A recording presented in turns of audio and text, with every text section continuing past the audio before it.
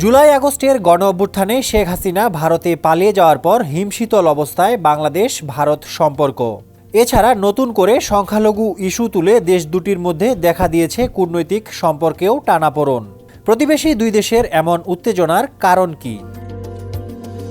চিন্ময় দাসকে গ্রেপ্তার ভারত বাংলাদেশের সম্পর্কের অবনতির সর্বশেষ ঘটনা। তবে এটি শুরু হয় শেখ হাসিনাকে ভারতে আশ্রয় দেওয়ার মাধ্যমে। বাংলাদেশ বিরোধী দলের নেতাকর্মীদের অভিযোগ, শেখ হাসিনার 15 বছরের অবৈধ ক্ষমতার প্রধান সমর্থক ছিল ভারত। ওয়ালটনের পণ্য কিনে জিতে নিতে পারেন নগদ 20 লক্ষ টাকা। Double million offer! Walton fridge কিনে পেতে পারেন 20 লক্ষ টাকা। রয়েছে কোটি কোটি টাকার নিশ্চিত উপহার। এই সময়ে তার বিরুদ্ধে মানবাধিকার লঙ্ঘনের গুরুতর অভিযোগও রয়েছে।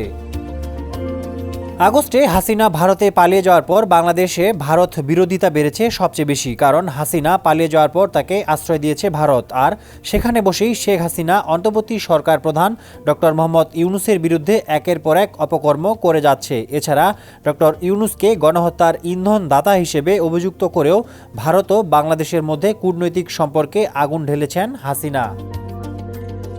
এছাড়া ভারতের সঙ্গে বাংলাদেশের কূটনৈতিক অবনতি শুরু হয় ডক্টর ইউনূস শেখ হাসিনাকে দেশে ফিরিয়ে আনার বিষয়ে মন্তব্য করলে। এ বিষয়ে গত মাসে ইউনূস বলেছিলেন, পতিত স্বৈরাচারী শেখ হাসিনাকে ভারত থেকে ফিরিয়ে আনা হবে।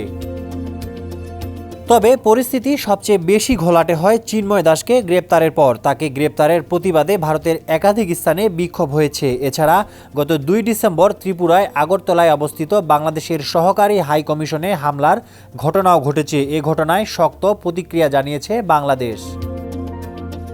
বাংলাদেশের হাই কমিশনে হামলার ঘটনার বিষয়ে নরওয়ের অসলো বিশ্ববিদ্যালয়ের পিএইচডি গবেষক মুবাশ্বের হাসান বলেন, বাংলাদেশের হাই কমিশনে হামলার ঘটনা অবশ্যই গভীর চিন্তার বিষয়, বিশেষ করে দুই দেশের সম্পর্কের দিক দিয়ে।